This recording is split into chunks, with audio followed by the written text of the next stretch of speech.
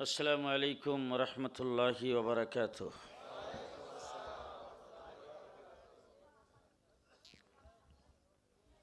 إن الحمد لله وحده، والصلاة والسلام على من لا نبي بعده. أعوذ بالله من الشيطان الرجيم. بسم الله الرحمن الرحيم. اليوم أكملت لكم دينكم وأتممت عليكم نعمتي ورضيت لكم الإسلام دينا. وقال تعالى: إنا نحن نزلنا الذكر وإنا له لحافظون. صدق الله العظيم. وقال رسول الله صلى الله عليه وسلم: عليكم بسنتي وسنة الخلفاء الراشدين المهديين.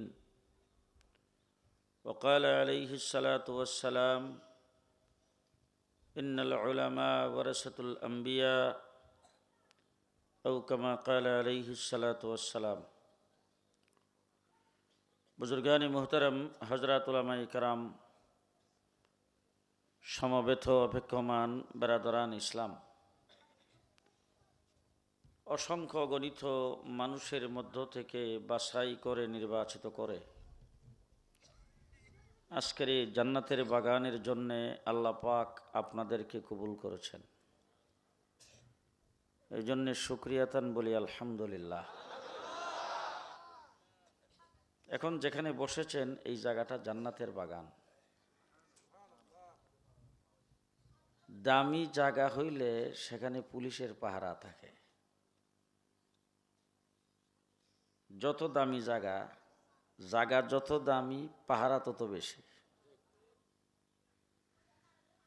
আমাদের দেশের বঙ্গভবন দাম বেশি না কম? অনেক বেশি দাম। ওই জায়গায় গেলে দেখবেন খালি নিচে দাঁড়ায় পুলিশ পাহারা দেয় না, বাউন্ডারি ওয়ালের সাথে টঙ্গের মতো উপরে ঘর বানানো আছে, ওখানেও পুলিশ। আবার দেখবেন চতুর্দিকে বড় বড় টাওয়ার আছে, এটার উপরেও পুলিশ।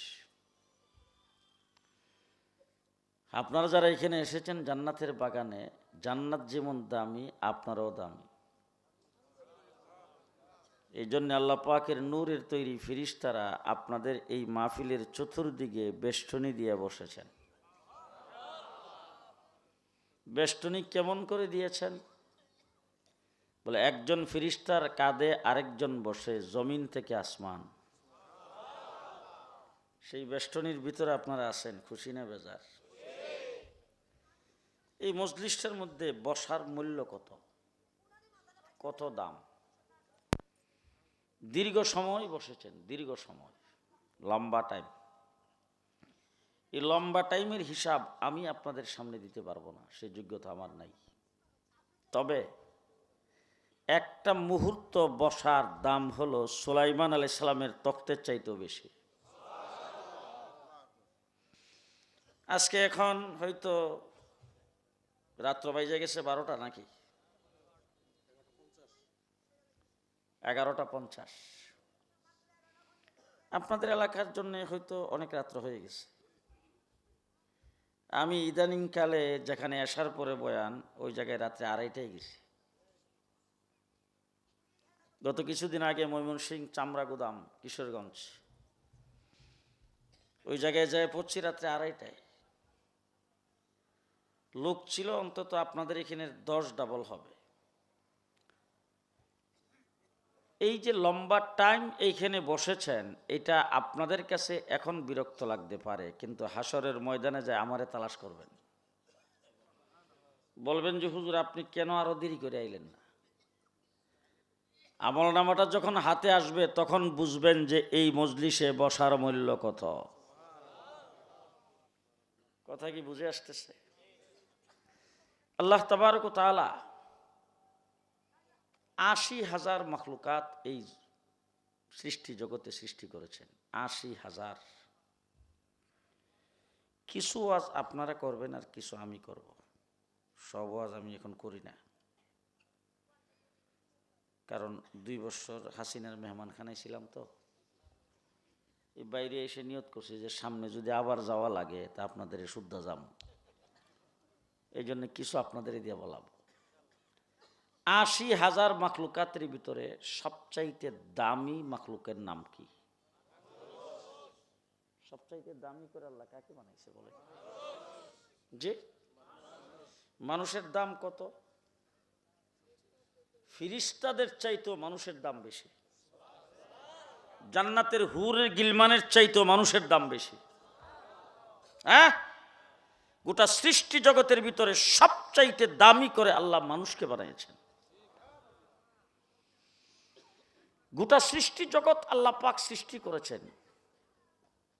যদি আল্লাহকে জিজ্ঞেস করেন, আল্লাহ তুমি কোন জিনিসটা কিভাবে বানাইছো, আমার আল্লাহ পাক বলেন, দুনিয়ার মানুষ তোমরা যদি কোনো কিছু তৈরি করতে চাও, তোমাদের জন্য কিছু মাল ম্যাটারের দরকার হয়।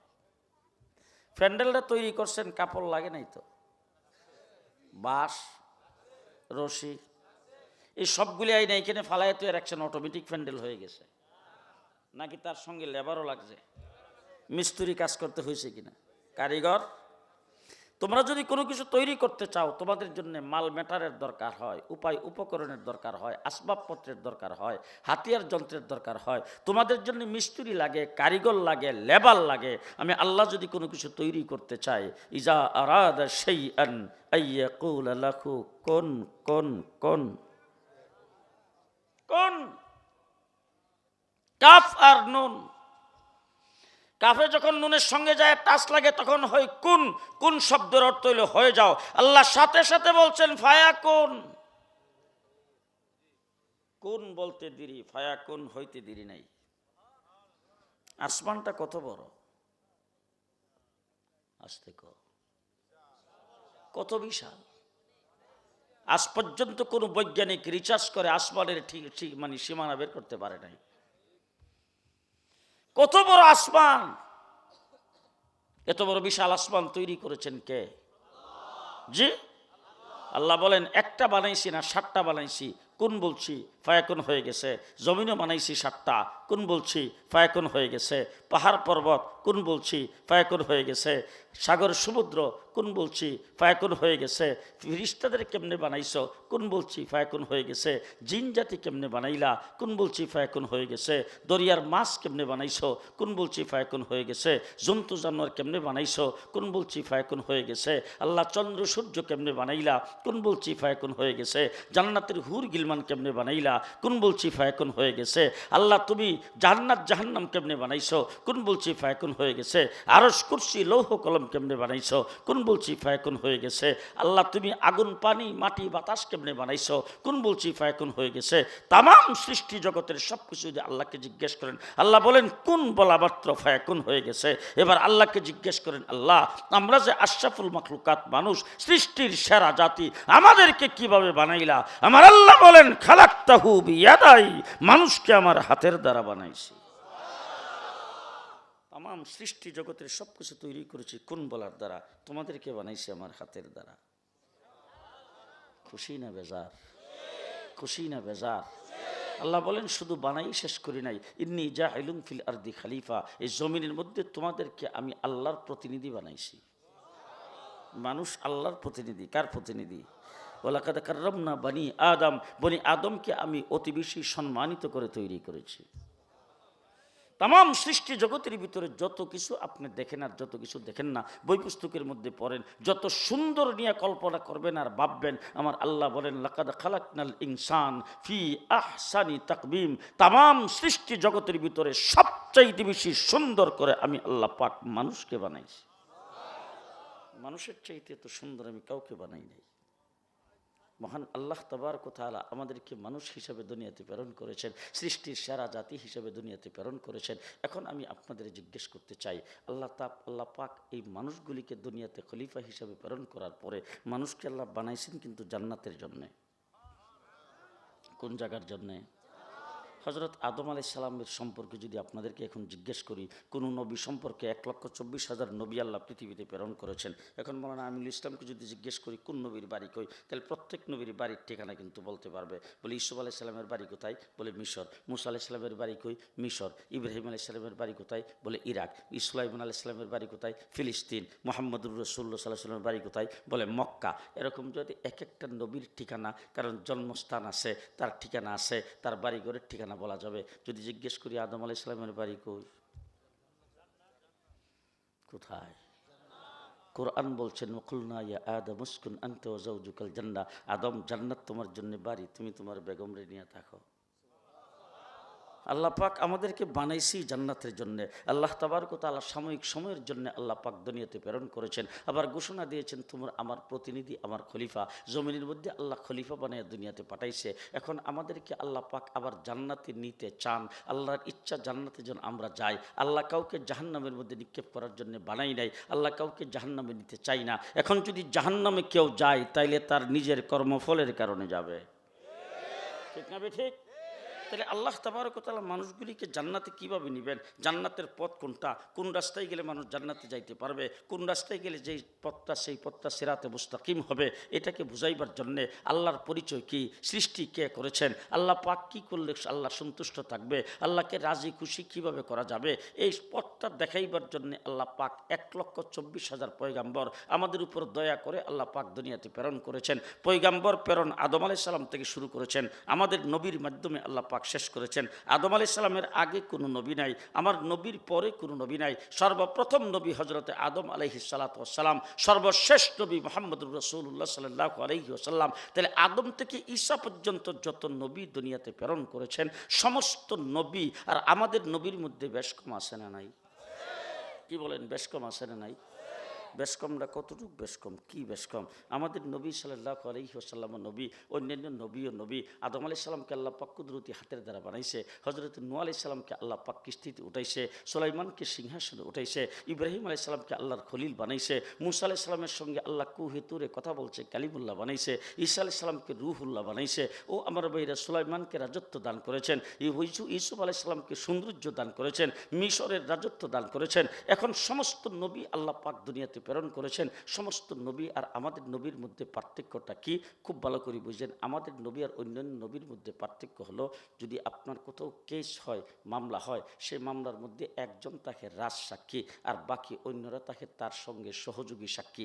সহযোগী সাক্ষী যারা হয় তারা শুনছে, তারা হয়তো দূর থেকে দেখছে, তারা হয়তো মানুষের কাছ থেকে শুই না, তারপরে সে শোনা কথাটা সাক্ষী দিতে গেছে। আর যিনি রাজ সাক্ষী হয় তিনি সরাসরি দেখছে। যত নবী আদম থেকে ঈসা পর্যন্ত যত নবী আল্লাহ পাকের রুবুবিয়তের সাক্ষী দিয়েছেন, ওয়াহদানিয়তের সাক্ষী দিয়েছেন, সমস্ত নবী উহির মাধ্যমে যাই না শুই না বুঝা তারপরে সাক্ষী দিয়েছেন। আর আমার আপনার নবী মুহাম্মদুর রাসূলুল্লাহ সাল্লাল্লাহু আলাইহি ওয়াসাল্লাম আল্লাহ পাকের ওয়াহদানিয়ত আর রুবুবিয়তের সাক্ষী দিয়েছে, আল্লাহকে সরাসরি দেখা। আমার নবী হলেন রাজ সাক্ষী, নবী রাজ সাক্ষী। অন্যান্য নবীর আর আমাদের নবীর মধ্যে পার্থক্যটা হলো, আল্লাহ তাবারক ওয়া তাআলা গোটা সৃষ্টি জগৎটা সৃষ্টি করেছেন আমার নবীর উদ্দেশ্যে। আমার নবী হলো সৃষ্টি জগতের মকসুদ, সৃষ্টি জগতের মকসুদ, উদ্দেশ্য। বলেন কি উদ্দেশ্য? এখন দৃষ্টান্ত স্বরূপ বলি, আপনারা নারাজ হয়েন না, পরে বাদ দিয়ে দিয়েন, প্রথম মাইনা নেন, একটা মাসলা বোঝার জন্য। আজকের এই মাহফিলে আমাকে দাওয়াত করেছেন, আমি আপনাদের মাহফিলে আসবো, দাওয়াত কবুল করেছি। আমি এইখানে আসব এই জন্যেই আজকের এই আয়োজন। কিছুক্ষণ জন্য মানেন, পরে বাদ দিয়ে দিয়ে। আমি আজকে এখানে আসব, আমি দাওয়াত রেখেছি, আমার আগমন উদ্দেশ্যেই আজকের মাহফিল। এখন বলেন তো, আমি আসছি আগে না প্যান্ডেল বানাইছেন আগে? মাইকটা তো আমি আসার পরে, মাইকও আগে, স্টেজটা আমি আসার পরে করছেন। আপনারা কি আইছেন আমি আসার আগে না পরে?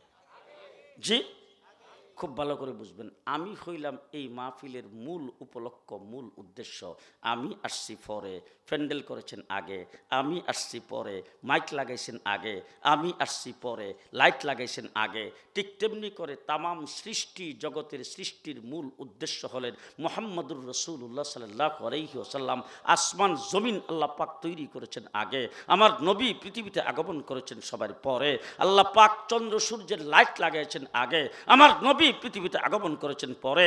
গাছ গাছালি, পাহাড় পর্বত, নদী নালা, সাগর সমুদ্র দিয়া পৃথিবী সাজাইছেন আগে, আমার নবীকে পৃথিবীতে প্রেরণ করেছেন পরে। 1,24,000 নবী পৃথিবীতে আগমন করেছেন আগে, আমার নবী পৃথিবীতে আসছেন পরে। কথা কি বুঝাইতে পারতেছি?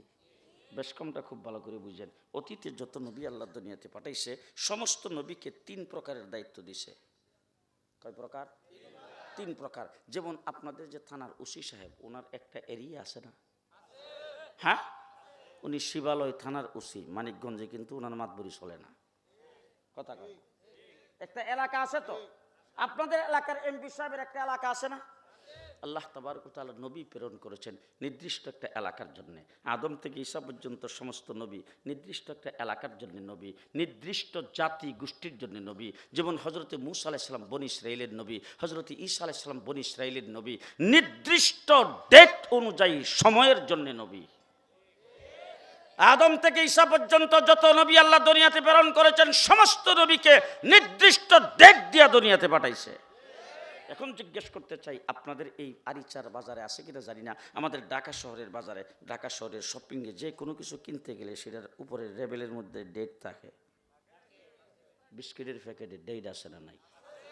ডাইলের প্যাকেটে, চাউলের প্যাকেটে, আটার প্যাকেটে, চিপসের প্যাকেটে, চকলেটের প্যাকেটে, দুধের প্যাকেটে আছে না নাই?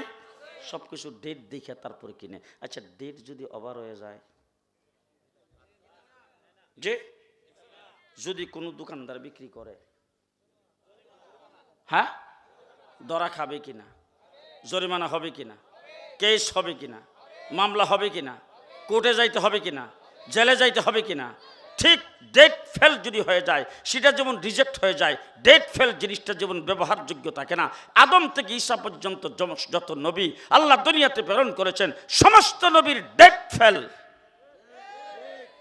নির্ধারিত ডেট দিয়ে আল্লাহ পাক নবী প্রেরণ করেছেন, নির্ধারিত এলাকার জন্য নবী প্রেরণ করেছেন, নির্ধারিত জাতি গোষ্ঠীর জন্য নবী প্রেরণ করেছেন, আদম থেকে ঈসা পর্যন্ত। এতটুকু যদি বুঝে থাকেন, বাকি কথাটা আপনারা বলেন তো দেখি, আমার নবী কতদিনের জন্য নবী? মুহাম্মদুর রাসূলুল্লাহ সাল্লাল্লাহু আলাইহি ওয়াসাল্লাম আগামী 2041 পর্যন্ত। কদ্দুর? যে বলেন, আপনারা বলছেন কিয়ামত পর্যন্ত, বাকি পরেটা আমি কমু। আচ্ছা, আমার নবী কোন এলাকার নবী? যে সারা বিশ্বের নবী আপনারা বলছেন, বাকিটা পরে কমু। 3 নম্বর বলেন তো দেখি, আমার নবী কোন গোষ্ঠীর নবী? যে যে এবার আমার কাছ থেকে একটা মতন শুনেন। সর্বপ্রথম একটা শব্দের দ্বারা আপনাদেরকে যেটা বুঝাইতে চাই, খুব ভালো করে শুনেন, বুঝে রাখার মতো, স্মরণ রাখার মতো এবং সহজে বুঝার মতো। আল্লাহ হলেন রাব্বুল আলামিন, আল্লাহ হলেন রাব্বুল আলামিন। আর আল্লাহ পাকের হাবিব মুহাম্মদুর রাসূলুল্লাহ সাল্লাল্লাহু আলাইহি সাল্লাম হলেন রাহমাতুল আলামিন। খুব ভালো করে বুঝেন, আল্লাহ হলেন রাব্বুল আলামিন আর আমার নবী হলেন রাহমাতুল আলামিন। আমার আল্লাহ পাক বলেন, ও হাবিব, অতীতে নবী প্রেরণ করেছি নির্দিষ্ট এলাকার জন্যে, নির্দিষ্ট জাতি গোষ্ঠীর জন্যে, নির্দিষ্ট মেয়াদ দেয়া নির্দিষ্ট টাইমের জন্যে আমি আপনাকে নবী হিসেবে দুনিয়াতে প্রেরণ করেছি। আমি রাব্বুল আলামিন, আপনি রাহমাতুল আলামিন। আমি আল্লাহ পাক রবের এরিয়া যদ্দূর, আপনার নবুয়তির এরিয়া তদ্দূর। আমি আল্লাহ পাক যতদিনের জন্য আল্লাহ, আপনি ততদিনের জন্য নবী। আমি যেই এলাকার জন্য আল্লাহ, আপনি সেই এলাকার জন্য নবী। আমি আল্লাহ তাবারক ওয়া তাআলার রবের এরিয়া যদ্দূর, আপনার নবুয়তির এরিয়া তদ্দূর। এবার জিজ্ঞেস করতে চাই, দুনিয়াতে বোধহয় মৃত্যু পর্যন্ত রবের এরিয়া না মৃত্যুর পরেও? এবার আপনি যখন কবরে যাবেন, কবরের মধ্যে সোয়াল হবে 3টা, সেই জায়গায় আমার নবী নাই তো, তাহলে কবরে নবুয়তি চলবে কার? আস্তে আস্তে কার? আমার নবী মুহাম্মদুর রাসূলুল্লাহ সাল্লাল্লাহু আলাইহি ওয়াসাল্লামের তামাম পৃথিবীর মৌলানা আমিনুল ইসলাম এখানে আছে, অন্যান্য উলামায়ে কেরাম এখানে আছে। জিজ্ঞেস করে দেখেন, মানুষ যখন বর্তমান যুগে মারা যাবে, হিন্দু মারা যাক, বৌদ্ধ মারা যাক, খ্রিস্টান মারা যাক, নাস্তিক মারা যাক, মুরতাদ মারা যাক, আস্তিক মারা যাক, ইমানদার মারা যাক, যে কোনো ব্যক্তি ইন্তেকাল করার পরে তাকে সওয়াল করা হবে তিনটা। কয়টা? তিনটা। আজ পর্যন্ত কোনোদিন মৌলানা আমিনুল ইসলামকে এই ওয়াজ কোথাও করছে কিনা, আলেম উলামায়ে কেরামের মসজিদের মধ্যে জুমার নামাজে বয়ান করে, তারা কোনোদিন আজ পর্যন্ত বলছে কিনা যদি কোনো খ্রিস্টান মারা যায় তার কবরের মধ্যে যে তিনটা সোয়াল হবে, একটা সোয়াল তাকে ঈসা আলাইহিস সালামকে দেখায় বলা হবে চিনো কিনা। যদি কোনো ইহুদি মারা যায় তাকে মুসা আলাইহিস সালামকে দেখায় বলা হবে চিনো কিনা।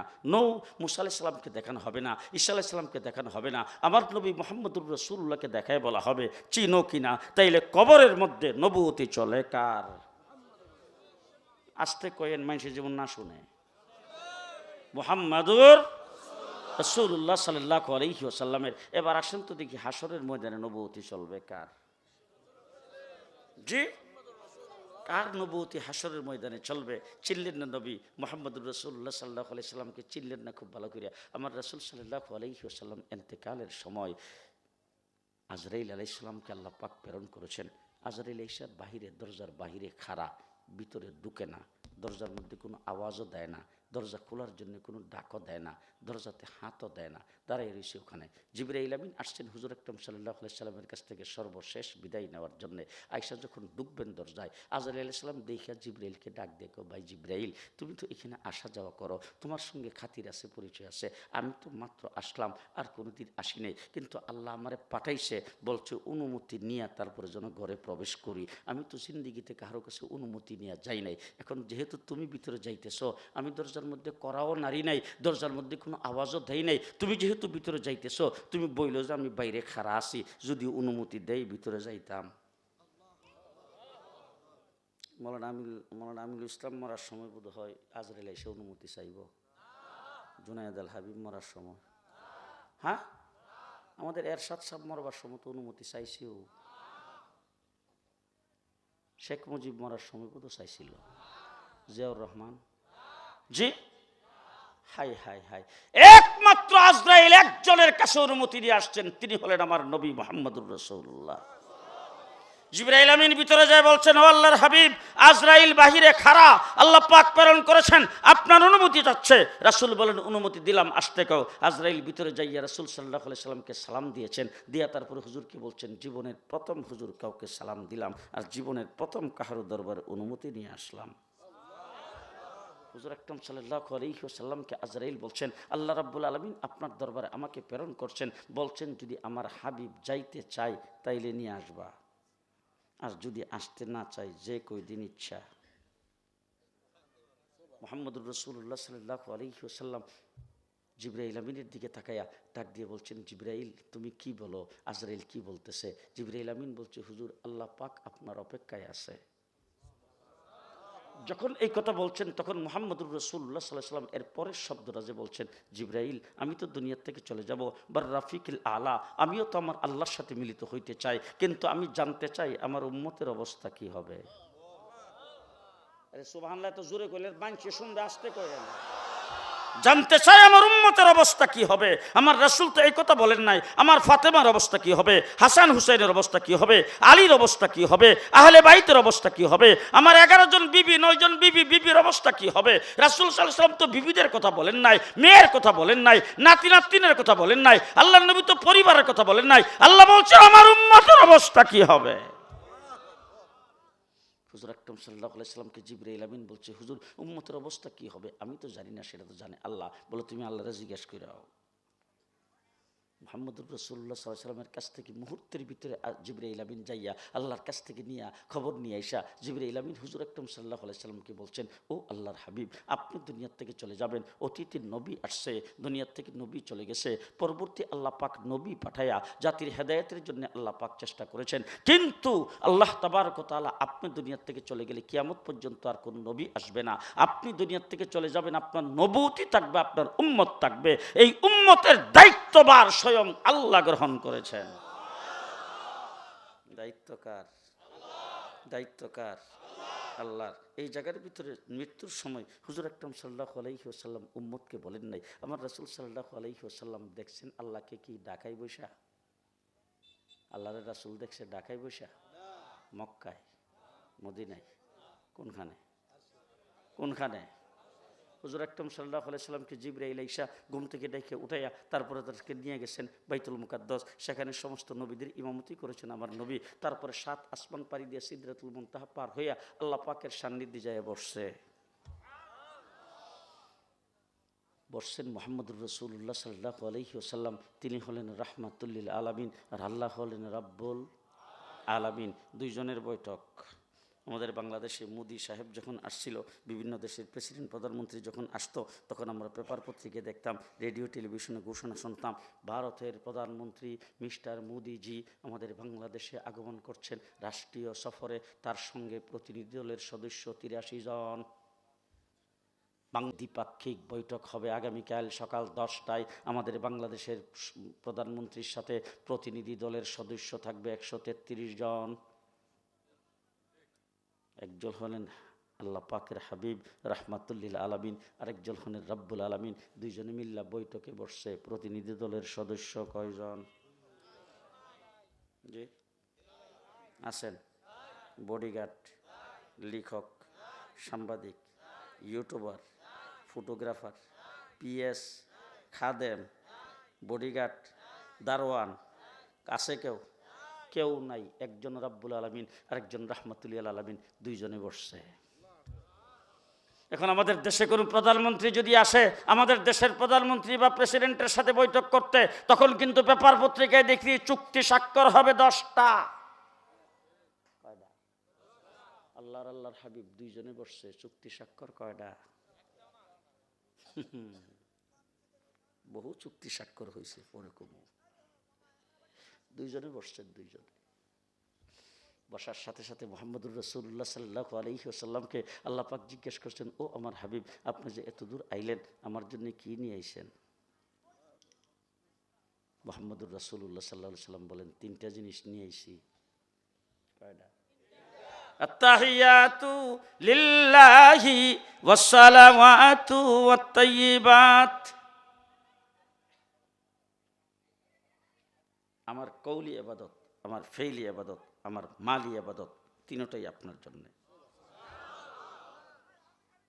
আমার জানের ইবাদত, আমার মালের ইবাদত, আমার বলা কোয়ার ইবাদত, সব তিনটা আপনার জন্য। হুজুর আকরাম সাল্লাল্লাহু আলাইহি ওয়াসাল্লাম যখন 3 জিনিস পেশ করছেন, আল্লাহ রাব্বুল আলামিন বলেন, বদলা বিনিময়ে আমিও 3 জিনিস আপনাকে দিলাম। আসসালামু আলাইকা আইয়ুহান নাবিয়্যু ওয়া রাহমাতুল্লাহি ওয়া বারাকাতুহু। শান্তি আপনার জন্য, রহমত আপনার জন্য, বরকত আপনার জন্য। আপনি দিচ্ছেন 3টা, আমিও দিলাম 3টা। আপনি কওলি ইবাদত, ফেইলি ইবাদত, মালের ইবাদত পুরাটা আমার জন্য দিয়ে দিয়েছেন। আমি আপনাকে 3টা জিনিস দিলাম। শান্তি আপনার জন্য, রহমত আপনার জন্য, বরকত আপনার জন্য। যেই খালি আল্লাহ পাক দিছে, দেওয়ার সাথে সাথে আল্লাহর হাবিব ডাক দিয়া কয়, আপনি 3টা জিনিস আপনি আমার জন্য দিয়ে দিলেন, আমার উম্মত, আমার উম্মত। হাই হাই হাই। আর সে আজিম আল্লাহর সঙ্গে কথাবার্তা বলতেছেন, সেই জায়গায় যাইও উম্মত রে বলছে, বলে নাই আমার উম্মত। যেই বলছে আমার উম্মত, আল্লাহ পাক বলেন, আপনার উম্মতের জন্য যদি আপনি চান, তাহলে আপনার উম্মতের মধ্যে সেটাকে শামিল করে নেন। হুজুর আকরাম সাল্লাল্লাহু আলাইহি সাল্লাম বলেন, আসসালামু আলাইনা ওয়া আলা ইবাদিল্লাহিস সালিহিন। যেই 3 জিনিস আল্লাহ পাক আমাকে দিয়েছেন, আমি আল্লাহর পক্ষ থেকে এই 3 জিনিস কিয়ামত পর্যন্ত আমার নেককার উম্মতের মধ্যে বন্টন করে দিলাম। ও আমার ভাইরা, মুহাম্মদুর রাসূলুল্লাহ সাল্লাল্লাহু আলাইহি ওয়াসাল্লাম মেরাজে যাইয়া তো উম্মতকে বলেন নাই। হুজুর আকরাম সাল্লাল্লাহু আলাইহি ওয়াসাল্লাম সেই মেরাজে গেছেন, ওখান থেকে আল্লাহ পাকের পক্ষ থেকে লেনদেন যা হওয়ার, বৈঠক যা হওয়ার, চুক্তি যা স্বাক্ষর করার, সব কিছু কইরা তারপর হুজুর রওনা হয়েছে, আসতেছে। 6ষ্ঠ আকাশে আসার পরে হযরত মূসা আলাইহিস সালাম ব্রিগেড দিয়ে খাড়া হইছে, সামনে যাইতে দেবে না। আল্লাহর নবী জিজ্ঞেস করেছেন, মূসা ভাই, আপনি যদি এইভাবে দাঁড়ান, আমি সামনের দিকে যাবো কেমনে? আমার তো ফজর হওয়ার আগে আগে যাইয়া পৌঁছতে হবে, পথ তো তো অনেক লম্বা। বলে দাঁড়ান, আমি দুইটা কারণে দাঁড়াইছি, দুইটা জিনিসের জন্য দাঁড়াইছি। বলে কোন দুইটা জিনিসের জন্য দাঁড়াইছেন? বলে এক নম্বর হইল আমি আল্লাহকে বলছিলাম রাব্বি আরিনি, আল্লাহ তুমি দেখা দাও। আল্লাহ বলেন লাম তারানি, পারবা না, দেখার মতো সাধ্য তোমার নাই। কিন্তু আল্লাহ পাক আমাকে তো দেখা দেয় নাই, পাহাড়ের মধ্যে নূরের ঝলক দিছিল, আমি সাথে সাথে সেই নূরের ঝলক দেখা বেহুশ হয়ে পড়ে গেছিলাম। আমি আমার চোখে আল্লাহকে দেখতে পারি নাই, দেখার সাধ্য নাই, আল্লাহ আমাকে দেখা দেয় নাই। আমি এইখানে দাঁড়াইছি যেই চেহারাটা আল্লাহকে সরাসরি দেখছে আর যেই চোখটা আল্লাহকে দেখছে সেই চোখটার চেহারাটা দেখার জন্য। দুই নম্বর হইল আমাদের সঙ্গে যত লেনদেন হয়েছে আদম থেকে ঈসা পর্যন্ত সমস্ত লেনদেন জিবরাইল আমিনের মাধ্যমে হয়েছে। আর আপনার সরাসরি জিবরাইলও নাই, আল্লাহর সঙ্গে যায় বসছেন। এখন যদি কোনো লেনদেন হয়ে থাকে তা আপনি আর আল্লাহর মধ্যে হয়েছে, কেউ দেখছে? আমি এটা দেখার জন্য দাঁড়াইছি। কি নিয়ে আইছেন, আল্লাহ কি দিল? এখন আমি জিজ্ঞেস করতে চাই, আপনাদের এলাকার অনেক লোকজন আছে না বিদেশ থাকে, হজ করতে যায়, উমরা করতে যায়, বিদেশ সফর করতে যায় না? গেলে আসার সময় খালি হাতে আয় নিয়ে আসে না কিছু? তখন বিদেশ গেছে, 5 বছর বিদেশে রয়েছে, যাওয়ার সময় বিয়ে করে গেছিল। বিয়ে যখন করে গেছে যাইয়া 8-10 মাস পরে খবর পাইছে একটা মেয়ে হয়েছে। তো 5 বছর পরে যখন বিদেশ থেকে আসতেছে তখন মেয়েটা তো হাটে দূরে, মোবাইলে মেয়ের লোকে কথা কয় না, তখন মেয়ের লোকে কিছু আনতে হবে না? তো মেয়েটার জন্য নিছে একটা গলার চেন, মা আছে বৃদ্ধা মা, তার জন্য নিছে হাতের 2টা চুড়ি। আবার বেগম তো ফেগম ধরবে, এই জন্য বেগমের লাগিয়ে রয়েছে কানের 2টা ঝুমখা। আর বাকি বাপের জন্য লইছে একটা কম্বল, বড় ভাইয়ের জন্য লইছে একটা ল্যাপটপ, ছোট ভাইয়ের জন্য লইছে জামা কাপড়, নানান প্রকারের জিনিসপত্র লইছে। এখন বলেন তো দেখি সবগুলিকে হাতে করে আনে? কি করে? হ্যাঁ, লাগেজে ঢুকে বেল্টে সারে, বুকিং, কথা কয় না। কিন্তু যে স্বর্ণ রাজে লইছে হিটা কি করে? হিটারে হ্যান্ডব্যাগের ভিতরে থইয়া বাথরুমে গেল সারে না, কথা কয় না, ঠিক না বে ঠিক? মুহাম্মদুর রাসূলুল্লাহ সাল্লাল্লাহু আলাইহি ওয়াসাল্লাম মুসা আলাইহিস সালামকে বলেন, মুসা ভাই কিয়ামত পর্যন্ত আমার উম্মতের জন্য যা লাগবে সব লইছি, এক বৈঠকে সব চুক্তি স্বাক্ষর। বিশ্বাস হয়েছে না আপনাদের? এক বৈঠকে সব চুক্তি স্বাক্ষর। শাপলা চত্বরে এক রাত্রে 1,54,000 গুলি চালাইবা, দেশের মানুষকে ধ্বংস করে দিবা, প্রতিরক্ষাকে ধ্বংস করার জন্য 57 জন আর্মি অফিসারকে হত্যা করবা, আর স্লোগান দিবা ভিশন 41। আমার আল্লাহ ডাক দিয়া কয় মেরাজের রাত্রিতে ফয়সালা হয়েছে ভিশন 24। ভিশন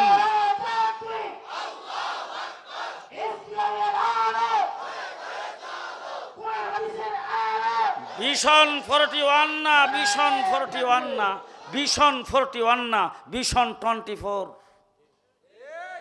কোনটা কোনটা? বিএনপি 28 তারিখে মাঠে নামছে, আসরের আগেই বিদায়। হেফাজতে ইসলাম আমরা শেষ রাত্রে ফজর রাত পর্যন্ত ছিলাম। 1,54,000 গুলি চালাইছে আমাদের বুকের উপরে। হেফাজতকে মারছে, হাজার হাজার আলেম উলামায়ে কেরামের বুকের উপর গুলি চালাইছে, হাজার হাজার আলেম উলামায়ে কেরামকে হত্যা করছে। আমার বাংলাদেশের হাজার হাজার উলামায়ে কেরাম তাদের বিরুদ্ধে শত শত মামলা দিয়া জেলখানার ভিতরে ঢুকাই থুয়ে দিছে, বিএনপিকে দিছে, জামাতকে দিছে, সব কিছু করছে। পথ একবারে পরিষ্কার, সামনের দিকে বাধা বিঘ্ন কিচ্ছু নাই। আমার আল্লাহ রাব্বুল আলামিন কোনো বাধার নাই কেডা? আব্দুল মুত্তালিব আইসা বলছে ঘরের মালিক হইল আল্লাহ, ঘর সম্পর্কে আমার কোনো বক্তব্য নাই, আমার বেড়া বকরিগুলি আমাকে দিয়ে দেন। আবরাহা বাদশাহ বেড়া বকরিগুলি দিয়ে দিছে, ঘর ভাঙতে আসছে, কোনো বাধা বিঘ্ন লইল না, সামনের সবগুলো পজিশন রেডি করছে, হাতির পাল নিয়ে সামনের দিকে যাবে। আমার আল্লাহ রাব্বুল আলামিন আসমান থেকে ডাক দিয়া কয় ও আরসালা আলাইহিম তাইরান আবাবিল, আমি আল্লাহ পাক 150 টাক ওজনের বাহিনী পাঠাইছি। এক একটা সৈনিকের ওজন কত? 150 টাক। প্রত্যেকের সাথে 3টা করে গ্যানেট। কয়টা? 3টা। এক একটা গ্যানেটের ওজন হইল কলইর দানার সমান। একটা ঠুডে আর 2টা 2 পাহাড়ের নিচে, 2টা 2 পাখার নিচে আয়সা তার উপর দিক দিয়ে যখন উঠতেছে আর কিসমিস যখন কেসকের আওয়াজ যখন করতেছে, আবরাহা বাদশাহ উপর দিকে ছায়া দেখে আর বলতেছে এই এলাকার মধ্যে হাতি নাই তো, হাতি ওখানকার পাখিরাও দেখে না, হাতি ওখানকার পশুরাও দেখে না, হাতি কেউ দেখে না, এই জন্য দেখো পাখিগুলিও আমাদের উপর দিয়ে আইছে হাতির পাল দেখার জন্যে। সবগুলিকে রেডি করে লেফট রাইট রেডি গো। আমার আল্লাহ পাক ডাক দিয়া কয় তারমিহিম বিহিজারাতিম মিন সিজ্জিল। আমার আল্লাহ ডাক দিয়া কয় বম্বিং শুরু কর, বম্বিং শুরু কর। এই ছোট্ট ছোট্ট 150 টাকা ওজনের পাখি কলের দানার সমান সেই গ্রেনেডগুলি যখন নিচের দিকে ছাড়তে শুরু করেছেন, আল্লাহ পাক কোরআন শরীফের ভিতরে বলেছেন ফাজআলাহুম কাআসফিম মাকুল। যখন বম্বিং শেষ হয়েছে, শেষ হওয়ার পরে হেরামের আশেপাশে যাইয়া দেখা গেল হাতির পালগুলি যেখানে ছিল সেখানে যাইয়া দেখা গেছে কোনটা হাতির গোশত আর কোনটা মানুষের গোশত, কোনটা হাতির হাড় আর কোনটা মানুষের হাড় চেনা যায় না। আমার আল্লাহ রাব্বুল আলামিন ডাক দিয়া কয় ভিশন 41 না ভিশন 24। বলে আল্লাহ কেমনে হবে? বলে স্কুল কলেজের ছাত্রদেরকে নামাইতেছি। কি বলেন আপনারা, কি বলেন আপনারা? মেরাজের রাত্রিতে ফাইসালা হয়েছে এই উম্মতের বিরুদ্ধে যে যা করবে, যে বিরোধিতা করে সে শেষ হবে, উম্মতের একটা পশমেরও ক্ষতি হবে না। হইছে পর্যন্ত, হইছে পর্যন্ত ইসলাম বোধ কমতেছে, মসজিদ কমতেছে, মাদ্রাসা কমতেছে। টঙ্গী ইস্তেমার মাঠে তো লোক এখন যাই না। যে ইস্তেমার শুরু কবে থেকে? আজকের থেকে শুরু হয়েছে, জুমার নামাজের পর থেকে শুরু হয়েছে। কালকে গেলাম আসরের পরে, যাই দেখি আল্লাহ ডুববার মতো কায়দা নাই। আমার পাড়া ব্রিজের এখানে যাই দেখি ডুববার মতো কায়দা নাই, গাড়ি টাড়ি সব আটক। তখন আমি গাড়ির ভিতরে বসে, আমার খাদেম সামনে থেকে পেছন দিকে দেখাইছে আমার দিকে, তাড়াতাড়ি করে রাস্তা সারছে, ভিতরে ঢুকলাম, ঢুকে সবার সঙ্গে দেখা সাক্ষাৎ করলাম। তিল দারণের জায়গা নাই গতকাল। আর আজকাল জুমার নামাজের সময় যা হয়েছে, ইয়া আল্লাহ ইয়া আল্লাহ ইয়া আল্লাহ, নদীর পার পর্যন্ত কোথাও তিল ধরার জায়গা ছিল না। একজনের পিঠের উপর আরেকজন সেজদা করছে। মুসলমান, মুহাম্মদুর রাসূলুল্লাহ সাল্লাল্লাহু আলাইহি ওয়াসাল্লাম তাইফের জমিনে রক্ত দিয়েছেন, ইসলাম শেষ হয়ে যায় নাই। হযরতে বেলালকে উত্তপ্ত বালির মধ্যে শাস্ত্রানো হয়েছে, ইসলাম শেষ হয়ে যায় নাই। রাসূল সাল্লাল্লাহু আলাইহি সাল্লামকে গৃহবন্দী করে রাখা হয়েছে, ইসলাম শেষ হয়ে যায় নাই। সাহাবী আবি তালেবের ভিতরে রাসূল বন্দী ছিলেন, ইসলাম শেষ হয়ে যায় নাই। আবু বকর সিদ্দিককে পিটাইতে পিটাইতে নাকের হাড্ডি ভেঙে দিয়েছেন, 3 দিন বেহুশ হয়েছিলেন, ইসলাম শেষ হয়ে যায় নাই। হুজুর আকরাম সাল্লাল্লাহু আলাইহি সাল্লাম হিজরত করে মদিনায় চলে গেছেন, মাতৃভূমিতে থাকতে পারেন নাই, ইসলাম শেষ হয়ে যায় নাই। বদরের যুদ্ধে 313 জনকে শেষ করে দেওয়ার জন্য 1000-এর বাহিনী গেছে, ইসলাম শেষ হয়ে যায় নাই। উহুদের যুদ্ধে রাসূল দান্দান শহীদ করেছেন, ইসলাম শেষ হয়ে যায় নাই। আমির হামজার লাশটাকে টুকরা টুকরা করা হয়েছে, ইসলাম শেষ হয়ে যায় নাই। হযরতে সুমাইয়াকে লজ্জাস্থানে তীর মেরে আবু জেহেল হত্যা করেছেন, ইসলাম শেষ হয়ে যায় নাই। কারবালার ময়দানে হুসাইন টুকরা টুকরা হয়েছে, ইসলাম শেষ হয়ে যায় নাই। বালাকুটের ময়দানে সৈয়দ আহমদ বেরলভী ইসমাইল শহীদ শাহাদত বরণ করেছেন, ইসলাম শেষ হয়ে যায় নাই। ইমাম আজম আবু হানিফা জেলখানায় মৃত্যুবরণ করেছেন, ইসলাম শেষ হয়ে যায় নাই। বুখারাত থেকে ইমাম বুখারীকে বের করে দেওয়া হয়েছে, ইসলাম শেষ হয়ে যায় নাই। আহমদ ইবনে হাম্বলের গায়ে দৈনিক 80টা করে দুর্রা মারা হয়েছে, ইসলাম শেষ হয়ে যায় নাই। ইমাম মালিককে পিটাইতে পিটাইতে হাত ভেঙে দেওয়া হয়েছে, ইসলাম শেষ হয়ে যায় নাই। শামিলির যুদ্ধে হাফেজ জামিন শহীদ শাহাদত বরণ করেছেন, ইসলাম শেষ হয়ে যায় নাই। 14,000 আলেমকে একদিনে ফাঁসির কাস্টে ঝুলানো হয়েছে, ইসলাম শেষ হয়ে যায় নাই। শাপলা চত্বরে 1,54,000 গুলি চালানো হয়েছে, ইসলাম শেষ হয়ে যায় নাই।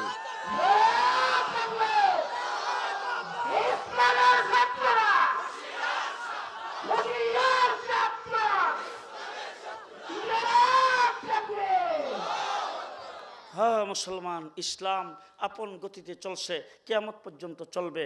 ভালো করে মনে রেখেন, আমার রাসূল ভবিষ্যৎবাণী করেছেন এমন একদিন আসবে গোটা পৃথিবী ইসলামের পতাকা তলে আসবে।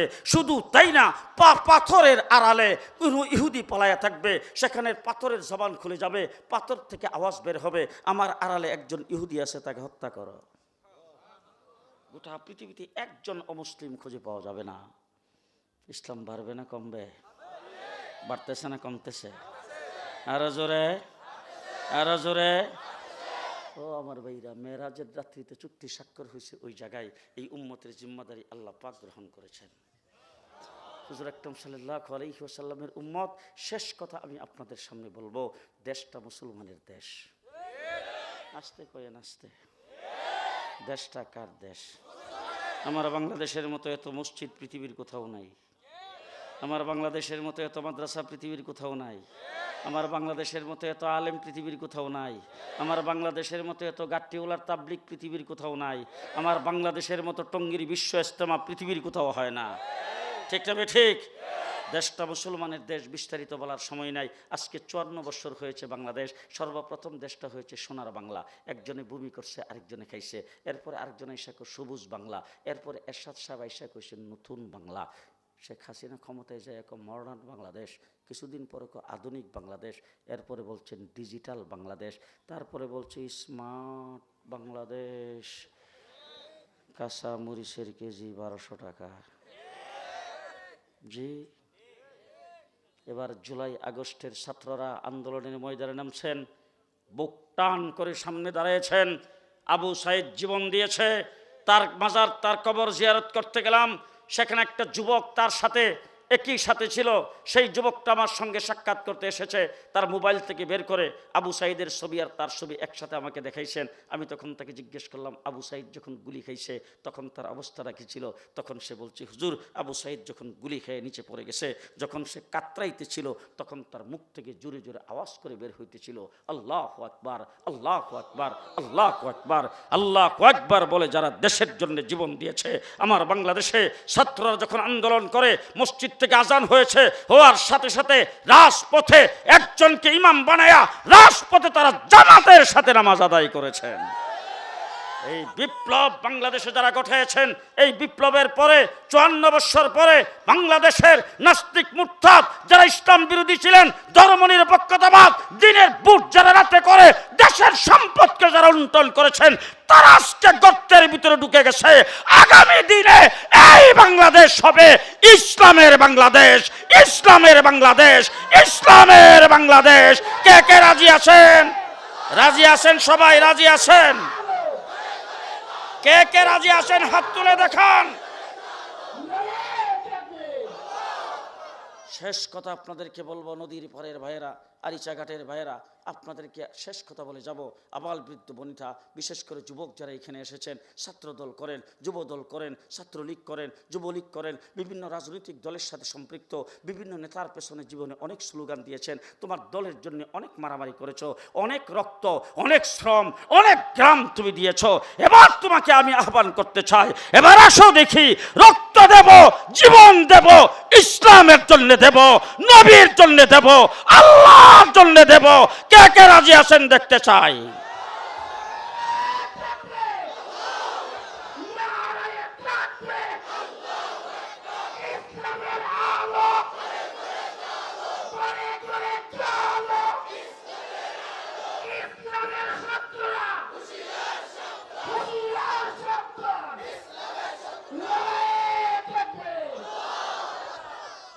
আজকে মাহফিলের যারা ইন্তজাম করেছেন, আপনাদের সকলকে ধন্যবাদ, মোবারকবাদ জানাই।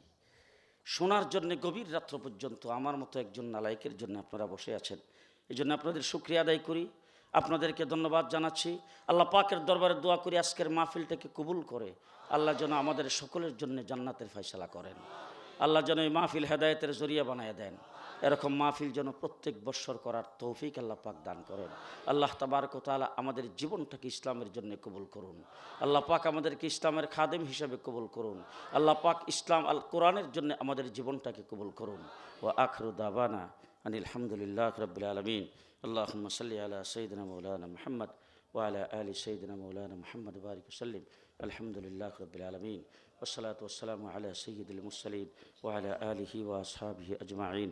ربنا ظلمنا أنفسنا وإن لم تغفر لنا وترحمنا لنكونن من الخاسرين. ربنا آتنا في الدنيا حسنة وفي الآخرة حسنة وقنا عذاب النار. يا حي يا قيوم برحمتك نستغيث. يا الله মজমাকে তুমি কবুল করো, আমাদের সকলের জন্য নাজাতের জরিয়া বানিয়ে দাও, আমাদের জিন্দেগির গুনাহ খাতাগুলি মাফ করে দাও, আমাদের সকল মুর্দেগানকে মাফ করে দাও। ইয়া আল্লাহ আমাদের কামাই রুজিতে বরকত দাও, বিমারীদের শিফা করে দাও, হাজতমন্দের হাজত পুরা করে দাও, পেরেশান হালদের পেরেশানি দূর করে দাও। ইয়া আল্লাহ করজদারের করজ আদায় করার তৌফিক দাও, অভাবীদের অভাব অনটন দূর করে দাও, প্রত্যেকের কামাই রুজিতে বরকত দান করো, হালাল কামাই করার তৌফিক দান করো।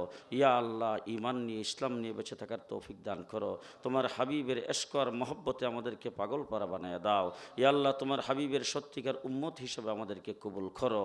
ইয়া আল্লাহ, আমাদের দেশের প্রতি রহমত নাজিল করো। আল্লাহ, দেশের প্রতি রহমত নাজিল করো। ইয়া আল্লাহ, ইসলাম বিরোধী শক্তিকে দেশ থেকে উৎখাত করে দাও। আয় আল্লাহ, ইসলাম নিয়ে ঈমান নিয়ে দেশে বেঁচে থাকতে পারি সে তৌফিক তুমি দান করো। আয় আল্লাহ, দেশে ইসলাম প্রতিষ্ঠা করে দাও। আয় আল্লাহ, আগামী দিনে দেশটাকে তুমি ইসলামের দেশ বানায় দাও। ইয়া আল্লাহ, সমস্ত ষড়যন্ত্র থেকে দেশকে তুমি হেফাজত করো। এই দেশের স্বাধীনতার সার্বভৌমত্বকে তুমি রক্ষা করো। ইয়া আল্লাহ, ফিলিস্তিনের মুসলমানদেরকে মদদ আর নুসরত করো।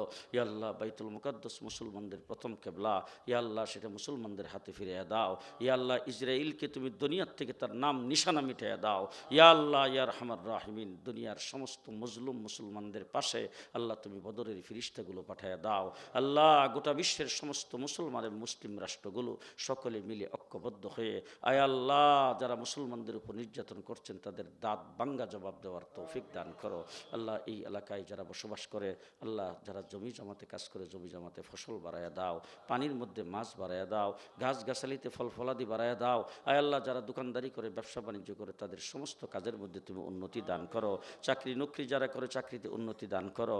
ইয়া আল্লাহ, প্রত্যেকের যার যার দায়িত্ব সঠিকভাবে পালন করার তৌফিক দান করো। রব্বানা তাকাব্বাল মিন্না ইন্নাকা আনতাস সামিউল আলিম ওয়া তুব আলাইনা ইন্নাকা আনতাত তাওয়াবুর রহিম বিরহমাতিকা ইয়া আরহামার রাহিমিন।